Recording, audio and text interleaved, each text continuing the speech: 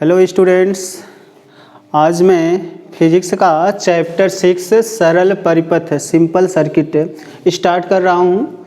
ये board examination के दृष्टिकोण से काफ़ी इम्पॉर्टेंट चैप्टर है।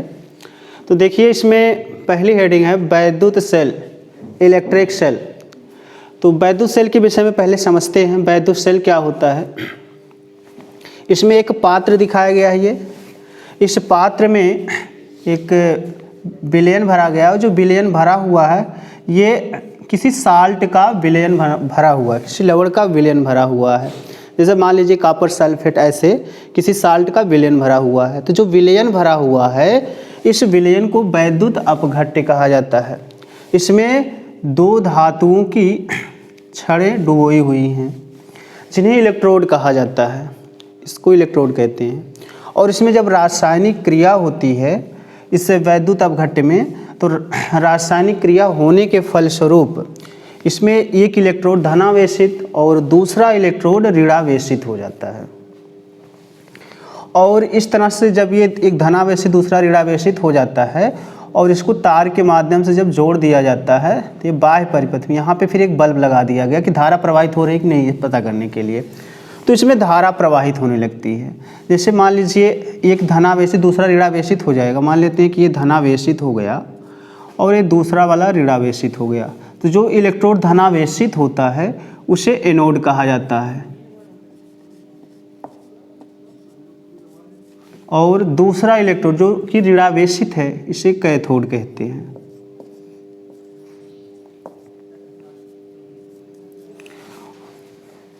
तो जब धारा प्रवाहित होती है तो धन सिरे से ऋण सिरे की तरफ धारा का प्रवाह होता है। इलेक्ट्रॉनों की गति के विपरीत दिशा में धारा प्रवाहित होती है। तो इसमें जो भी क्रियाएं हो रही हैं उसके विषय में बता दिया गया। उसी के आधार पर वैद्युत सेल की डेफिनेशन बताएंगे। तो वैद्युत सेल एक ऐसी युक्ति है जो रासायनिक ऊर्जा को विद्युत ऊर्जा में परिवर्तित कर वैद्युत परिपथ के सिरों पर, ये वैद्युत परिपथ हो जाएगा, वैद्युत परिपथ के सिरों पर विभवांतर को स्थिर बनाए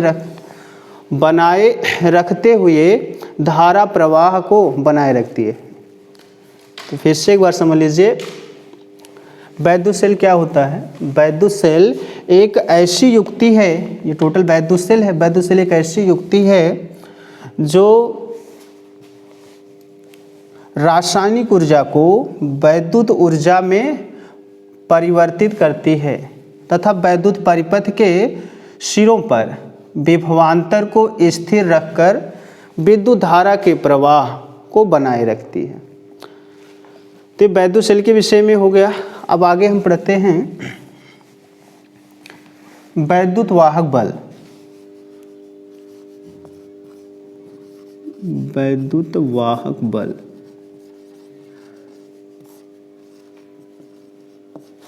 इंग्लिश में कहते हैं इलेक्ट्रोमोटिव फोर्स।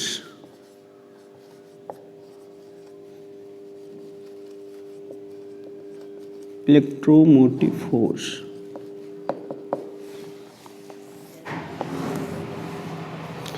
समझते हैं वैद्युत वाहक बल क्या होता है। वैद्युत वाहक बल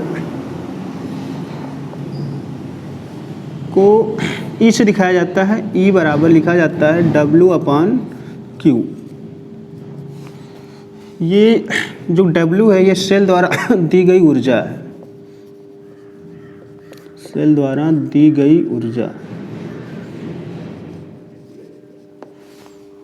और ये Q आवेश होता है।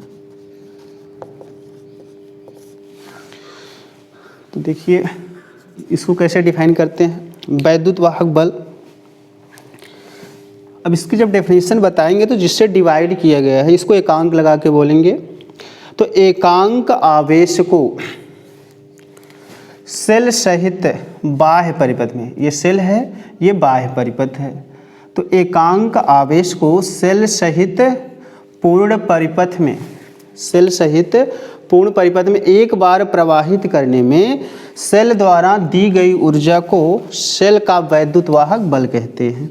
यहाँ पे लिख देते हैं सेल का वैद्युत वाहक बल,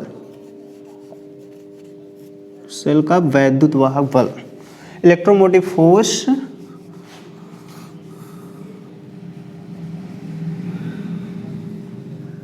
of a cell.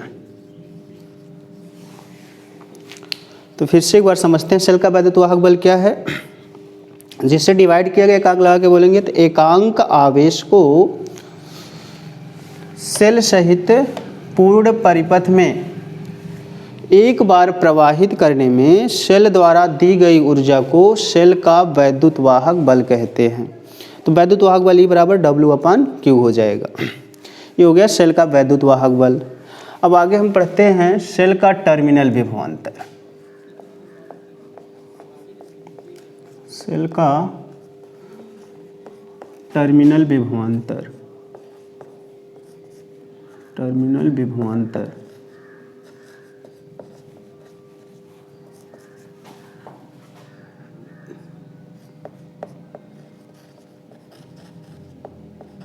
Terminal potential difference.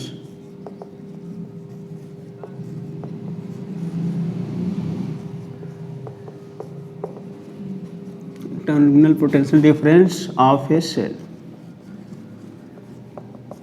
देखिए सेल का टर्मिनल विभवांतर क्या। टर्मिनल विभवांतर को कैपिटल V से दिखाया जाता है। तो ये भी W/Q लिखा जाता है। लेकिन थोड़ा सा अंतर होता है वैद्युत वाहक बल टर्मिनल विभवांतर में।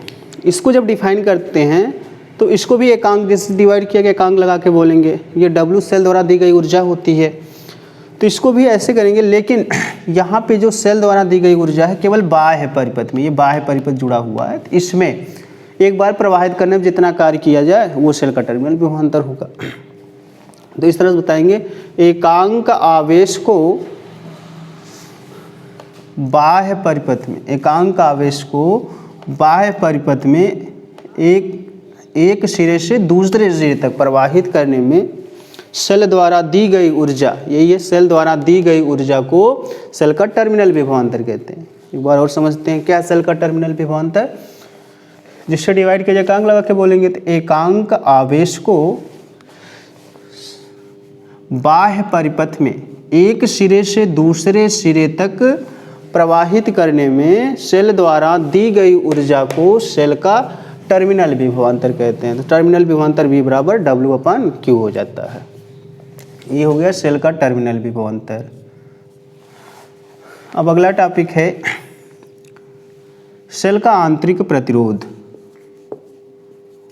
सेल का आंतरिक प्रतिरोध।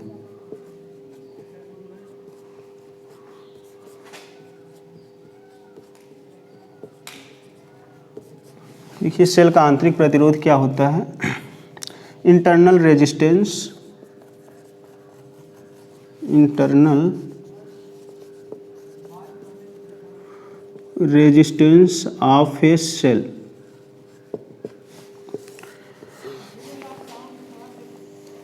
देखिए सेल का आंतरिक प्रतिरोध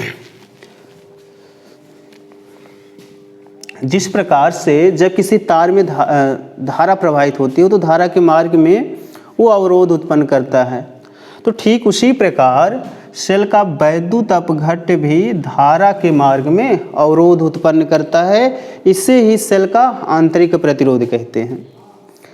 इससे एक बार समझिए सेल का आंतरिक प्रतिरोध क्या है। जिस प्रकार से कोई तार धारा के मार्ग में अवरोध उत्पन्न करता है, ठीक उसी प्रकार से सेल का वैद्युत अपघट्य भी धारा के मार्ग में अवरोध उत्पन्न करता है, जिसे सेल का आंतरिक प्रतिरोध कहते हैं। और सेल के आंतरिक प्रतिरोध को R से प्रदर्शित किया जाता है, स्मॉल r से प्रदर्शित करते हैं। और अगर कहीं भी प्रदर्शित करना सेल के आंतरिक प्रतिरोध को तो ऐसे दिखाया जाता है। ये सेल दिखा दिया, ये प्लस माइनस। अब इसके आंतरिक प्रतिरोध को स्मॉल r से दिखा दिया गया। ऐसे डॉटेड लाइन से दिखाते हुए एक बॉक्स में इसे बंद कर दिया जाता है। ये मान लीजिए सेल का वैद्युत वाहक बल E है, ये आंतरिक प्रतिरोध R। ऐसे दिखाया जाता है सेल के आंतरिक प्रतिरोध को। ये हो गया सेल का आंतरिक प्रतिरोध। अब आगे ये डिस्कस करेंगे कि सेल का आंतरिक प्रतिरोध किस प्रकार से प्रभावित होता है। सेल के आंतरिक प्रतिरोध को कौन कौन से कारक प्रभावित करते हैं, कब सेल का आंतरिक प्रतिरोध कम होता है, कब ज़्यादा होता है। तो सेल के आंतरिक प्रतिरोध को प्रभावित करने वाले कारक, सेल के आंतरिक प्रतिरोध को प्रभावित करने वाले कारक। देखते हैं कौन कौन से कारक होते हैं। पहला है, जैसे ये सेल दिखाया गया है तो इसमें वैद्युत अपघट्य भरा हुआ है, तो सेल की वैद्युत अपघट्य की सांद्रता बढ़ा देने पर सेल का आंतरिक प्रतिरोध बढ़ जाता है। तो आंतरिक प्रतिरोध ये समानुपाती होता है सांद्रता के। ये पहला हो गया। फिर दूसरा समझते हैं कि अगर सेल में डूबे हुए इलेक्ट्रोड के बीच की दूरी को बढ़ा दिया जाए तब भी सेल का आंतरिक प्रतिरोध बढ़ जाता है। तो यही आंतरिक प्रतिरोध समानुपाती होता है डूबे हुए इलेक्ट्रोडों के बीच की दूरी, इलेक्ट्रोडों के बीच की दूरी के समानुपाती होता है। फिर अगला डिस्कस करते हैं हम। हाँ देखिए, अब अगला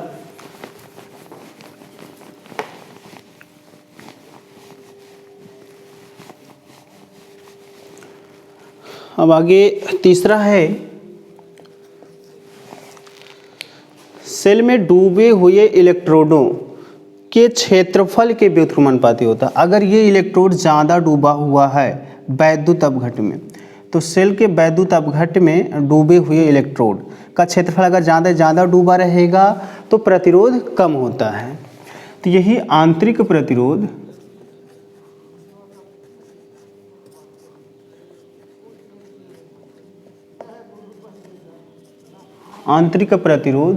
ये समानुपाती 1 अपान डूबे हुए इलेक्ट्रोड के क्षेत्रफल, डूबे हुए इलेक्ट्रोड के क्षेत्रफल, ये हो गया। देखिए अगला है चौथा फैक्टर, अगर ताप बढ़ा दिया जाएगा, वैद्युत अपघट्य का ताप बढ़ा देंगे तो इस कंडीशन पे श्यानता बढ़ जाती है। इसकी श्यानता बढ़ जाने के कारण वैद्युत प्रतिरोध का मान, आंतरिक प्रतिरोध का मान घट जाता है।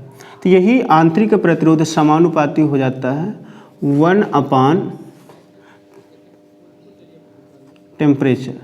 मतलब अगर तापमान बढ़ा देते हैं तो ये घट जाएगा आंतरिक प्रतिरोध, और अगर ताप घटा दे तो आंतरिक प्रतिरोध बढ़ता है। अगर ताप बढ़ा देते हैं, ताप बढ़ाएं तो आंतरिक प्रतिरोध घटा, अगर ताप को घटा देंगे तो आंतरिक प्रतिरोध बढ़ जाएगा। रिवर्स संबंध होता है। तो ये सेल के आंतरिक प्रतिरोध को प्रभावित करने वाले कारक हैं। इतना कन्फर्म हो गया। अब आगे हम नया टॉपिक शुरू करते हैं।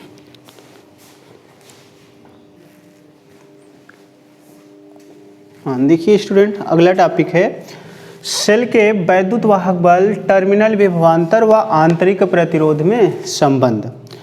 तो देखिए इसमें ये काफ़ी इम्पॉर्टेंट टॉपिक है, ध्यान दीजिएगा। ये इम्पॉर्टेंट टॉपिक है, प्रायः एग्जाम में पूछा जाता है कि इन तीनों में संबंध बताइए क्या होता है। तो देखिए संबंध कैसे बताएंगे।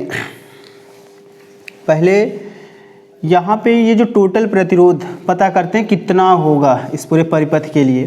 जैसे ये आंतरिक प्रतिरोध R, ये बाह्य प्रतिरोध कैपिटल R दिखाया गया है, तो ये कुल प्रतिरोध का मान इसके अकॉर्डिंग हो जाएगा small r plus capital R।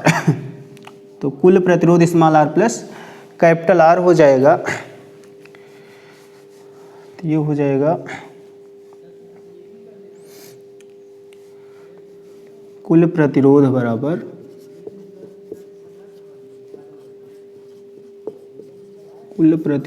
बराबर small r plus capital R।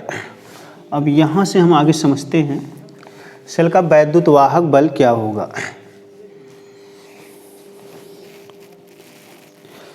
तो इसमें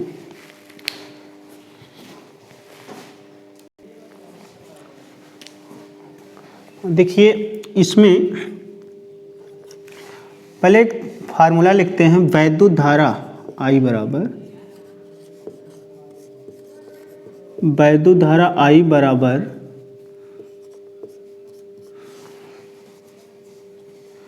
कुल वैद्युत वाहक बल, वैद्युत वाहक बल अपान कुल प्रतिरोध। ये फार्मूला याद रहना चाहिए। वैद्युत धारा I बराबर वैद्युत वाहक बल अपान कुल प्रतिरोध। वैद्युत वाहक बल को E से दिखाते हैं और कुल प्रतिरोध तो यहाँ ज्ञात ही किए हैं, तो यहाँ से हो जाएगा ये I बराबर E अपान कुल प्रतिरोध यानी small r plus capital R हो जाएगा।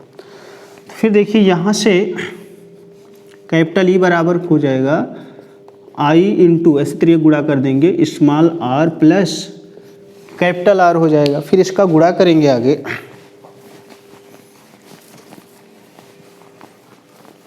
जब गुणा किया जाएगा देखिए क्या प्राप्त होगा। E बराबर IR